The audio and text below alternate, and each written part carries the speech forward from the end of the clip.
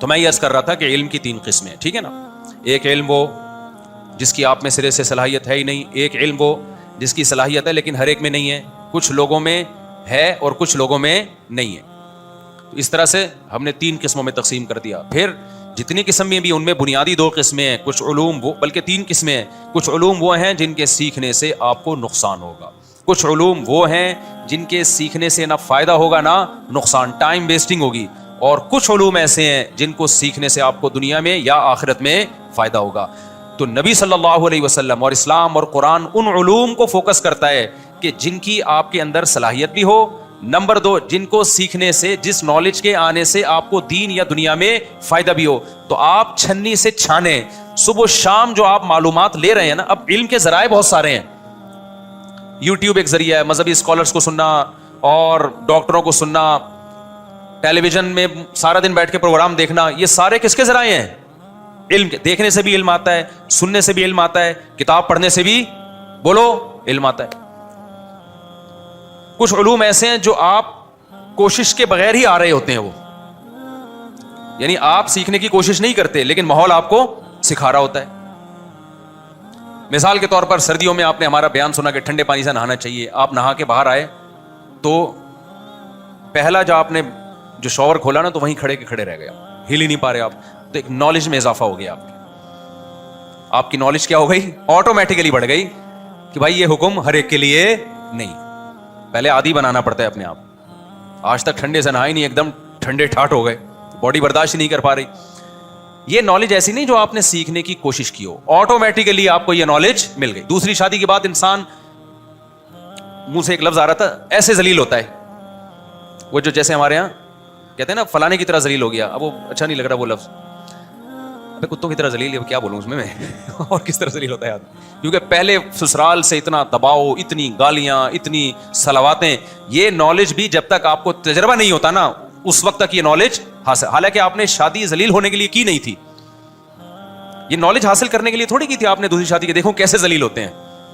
لیکن جب آپ نے کی، آپ نے تو اس لیے کی مزے اڑانے کے لیے. ایک بیوی تھی، 2 ہو جائیں گی، لیکن آپ کی نالج میں ہوتے ہی کرتے ہی اضافہ ہو گیا کہ یہ والے علوم میرے پاس اس سے پہلے نہیں تھے جو اب میرے پاس مجھے اللہ نے علوم دیے. یہ علم نہیں ہے، بہت سارے علوم حاصل ہوں گے. آپ ذلت کی ڈیفینیشن پتہ چلے گی کہ اصل میں ایکچولی ذلت اس کو بولتے ہیں.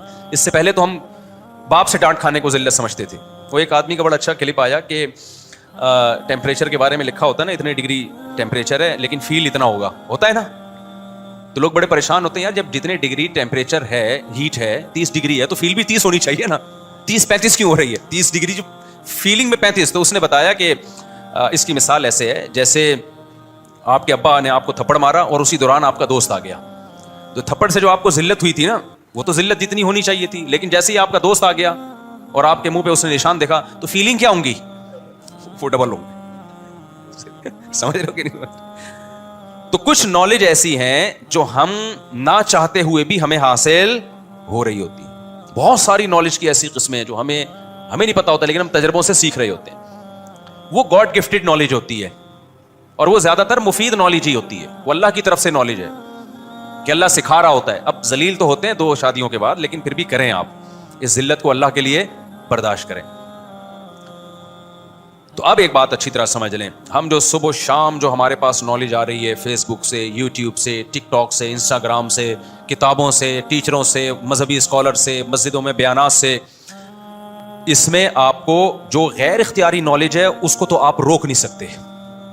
وہ تو آٹومیٹیکلی آپ کو اللہ کی طرف سے مل رہی ہے اور وہ مفید نالج ہی ہوتی ہے. آپ کو فطرت سکھا رہی ہوتی ہے کہ یہ غلطی دوبارہ مت کرنا.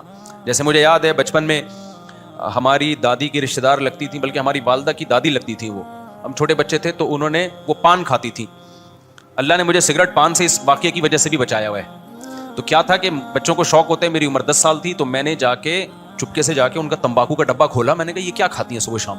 ایسے چٹکی بھر کے نا تمباکو کی منہ میں بھر لی کھانے کی نیت سے کہ ٹرائی کر کے دیکھتے ہیں کیا ہے یہ.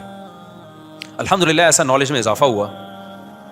حالانکہ میری نالج حاصل کرنے کی نیت یعنی میرے تو یہ تھی کہ کچھ تو اس میں مزہ ہے. میں نے تو یہ کہا نا بھی ٹرائی کر کے دیکھتے ہیں کیا. یہ نیت نہیں تھی، سوری.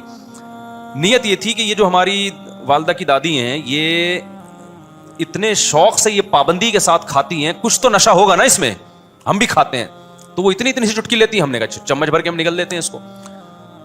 تو جب میں نے وہ کھایا ہے تو الحمدللہ اتنی نالج میں میرے اضافہ ہوا ہے نا, ایسا اضافہ ہوا. اس کے بعد میں نے, مجھے نہیں یاد پڑتا تمباکو کبھی سونگھنے کی بھی کوشش کی, شکر ہے نگلا نہیں, میں جب چبایا ہے میں نے اور جو میرا دماغ گھوما ہے, الٹیاں لگی ہیں, اور بتا بھی نہیں سکتا تھا کہ پٹوں گا میں, تو چھپ کے کہیں کمرے میں بیٹھ گیا کہ اس کے اثرات جب ختم ہوں گے تو میں نمودار ہوں گا. خیر, یہ وہ والی نالج ہے جو ہمیں کس کی طرف سے ملتی ہے؟ گاڈ گفٹڈ, اللہ کی طرف سے ملتی ہے یہ نالج. اس کا بڑا فائدہ ہو گیا نا فائدہ, اس کے بعد ایسی جی تیسی بھائی سے تو جان چھڑاؤ. تو جو نالج اللہ کی طرف سے مجھے اور آپ کو مل رہی ہے وہ تو ہم روک نہیں سکتے. کچھ نالج ہم خود سیکھ رہے ہوتے ہیں. میں اس نالج کی بات کر رہا ہوں کہ اس کے بارے میں شریعت کے احکام کیا ہیں. سمجھ رہے ہو کہ نہیں سمجھ رہے؟ جو نالج ہم خود حاصل کرتے ہیں اس بارے میں ایک اصول اور ضابطہ پہلے تو یہ قاعدہ سمجھ لیں کہ نالج کے بغیر انسان نہیں ہے, وہ گدھا ہے. علم کی بیس پر اللہ نے آدم کو فضیلت دی نا, وَعَلَّمَ آدَمَ الْأَسْمَاءَ كُلَّهَا اقرأ بِاسْمِ رَبِّكَ الَّذِي خَلَقَ. پڑھیے آپ, الذي خلق الانسان من علق اقرأ وربك الاکرم الذي علم بالقلم, جس نے قلم سے انسان کو سکھایا. علم الانسان ما لم يعلم, وہ کچھ سکھایا جو وہ نہیں جانتا تھا. تو امپروومنٹ ہو رہی ہے روز بروز نالج میں. تو انسان کو اللہ نے نالج کی بیس پہ فضیلت دی ہے, کس پر؟ گدھے گھوڑوں پر, جانوروں پر. تو جو آدمی نالج حاصل کرنے کی کوشش نہیں کرتا وہ انسان نہیں ہے, وہ کیا ہے؟ وہ گدھا ہے بھائی. تو پہلی بات تو یہ معلوم ہی. اب دوسری بات یہ, ہمیں ٹائم بھی محدود دیا اور اللہ نے ہمیں صلاحیتیں بھی محدود دی ہیں. یہ سب چیزیں ایک لمٹ میں ملی ہیں ہمیں. جب آپ کو کوئی نعمت محدود ملتی ہے تو پھر آپ, جب ٹائم آپ کے پاس محدود ہو, ٹائم آپ کے پاس محدود اور کسی چیز کو لینے کی صلاحیت بھی محدود, تو پھر آپ اس کی طرف جاتے ہو کہ الاہم فالاہم, جو جتنی قیمتی چیز ہے اس کو لینے کی کوشش کرو. دیکھو مثال کے طور پر آپ کسی کمرے میں گئے, بادشاہ سلامت نے وہاں سونے کے سکے بھی رکھے ہوئے ہیں, چاندی کے سکے بھی رکھے ہوئے ہیں, تانبے کے سکے بھی پڑے ہوئے ہیں, وہاں ڈالر بھی ہیں, ریال بھی ہیں, پاکستانی کرنسی بھی ہے, جاپان کی کرنسی بھی ہے, بہت سارے کرنسیاں اور خزانے اور ہیرے جواہرات پڑے ہوئے ہیں وافر مقدار میں. اگر آپ کو لامحدود ٹائم دیا ہو اور آپ کے پاس 8-10 کنٹینر کھڑے ہوئے ہوں, ٹرک کے اوپر نا 8-10 کنٹینر ہوں, تو آپ کو جلدی نہیں ہے, آپ ایک چونی بھی نہیں چھوڑو گے. کیا خیال ہے بھائی؟ نہیں آ رہی میرا خیال ہے بات سن. 1 روپے بھی نہیں چھوڑو گے آپ کہو گے ٹائم قیامت تک ہے ٹھیک ہے, اور کنٹینر وہ بھی بہت بڑا ہے. تو اب آپ کیا کرو گے؟ آپ کھرچنا شروع کرو گے, بولو گے بھائی جلدی نہیں ہے, پہلے 1 روپیہ اٹھا لو, پاکستانی کرنسی ہے, اس سے ہمیں ایک ایز اے پاکستان محبت ہونی چاہیے. اب ہے نہیں ہے, اللہ ہی بہتر جانے. ہم نے کیا کیا, وہ کوئی بات نہیں, ڈالر ہاتھ میں آ گیا ڈالر پکڑ لو, سونا ہاتھ میں آ گیا سونا اٹھا لو, چاندی ہاتھ میں آ گئی چاندی اٹھا لو, کوئی مسئلہ نہیں ہے. لیکن اگر آپ کے پاس ٹائم قیامت تک نہ ہو, ٹائم آپ کے پاس محدود ہو, آپ کے پاس 2 گھنٹے ہیں یا 1 گھنٹہ ہے, اور آپ کے اندر اس خزانے کو اٹھانے کی صلاحیت بھی اتنی نہیں ہے, 1 گھنٹے میں سارا اٹھا سکتے بھی ہو تو ظرف نہیں ہے اتنا, کشکول آپ کے پاس چھوٹا سا ہے, چھوٹا سا برتن ہے, کنٹینر نہیں کھڑے ہوئے باہر آپ کے پاس. اللہ کرے یہ باتیں کھوپڑی میں بیٹھ جائیں, بہت اہم باتیں کر رہا ہوں, اللہ مجھے بھی عمل کی توفیق دے. آج ہماری زندگی کا بہت بڑا حصہ فضول معلومات, فضول اعمال اور فضول کاموں میں ضائع ہو رہا ہے. اس کی مثال قرآن نے بیان کی, الذین ضل سعیہم فی الحیات الدنیا, یہ وہ لوگ ہیں جن کی کوششیں برباد ہو رہی ہیں حالانکہ یہ سمجھ رہے ہیں کہ ہم بہت اچھی محنت کر رہے ہیں. تو اب آپ کا ظرف بھی چھوٹا, کشکول چھوٹا سا ڈبہ ہے آپ کے پاس, اور ٹائم بھی آپ کے پاس 1 گھنٹہ یا آدھا گھنٹہ یا 15 منٹ ٹائم ہے. تو پھر میرے بھائی آپ کوشش کرو گے ان میں جو سب سے مہنگی کرنسی ہے, سب سے مہنگے سکے ہیں, ان کو فوکس کرو آپ.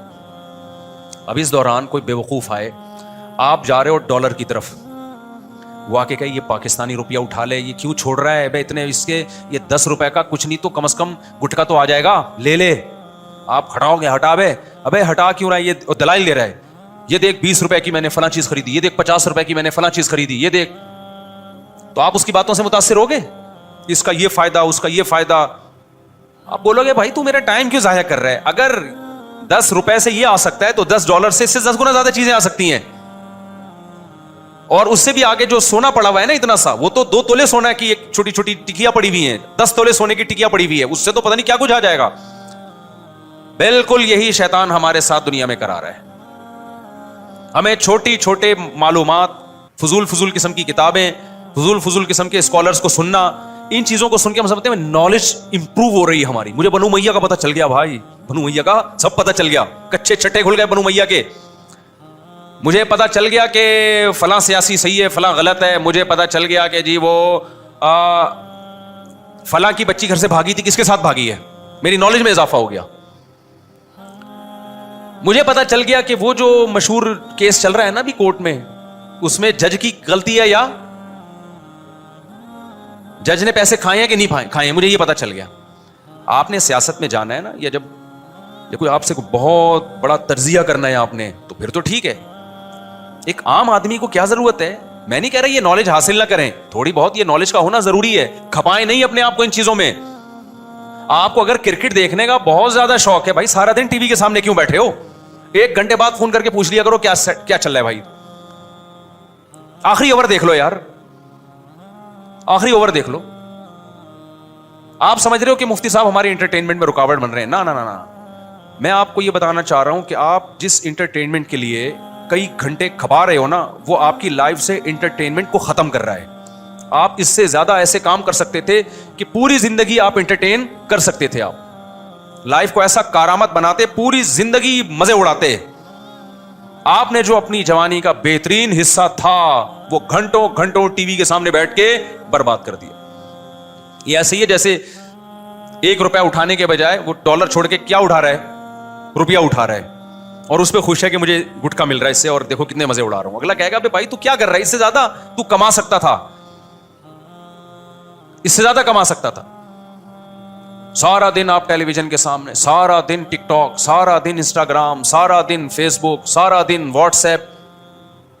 یہ چیزیں آپ کو انٹرٹین کر رہی ہیں وقتی طور پر, حقیقت میں آپ کی زندگی سے تفریح اور خوشیوں کو چھین رہی ہیں. یہ ڈپریشن میں لے کے جا رہی ہیں آپ. یہ نیچرل نہیں ہے, سمجھتے ہو, یہ ڈپریشن میں لے جا رہی ہیں آپ کو.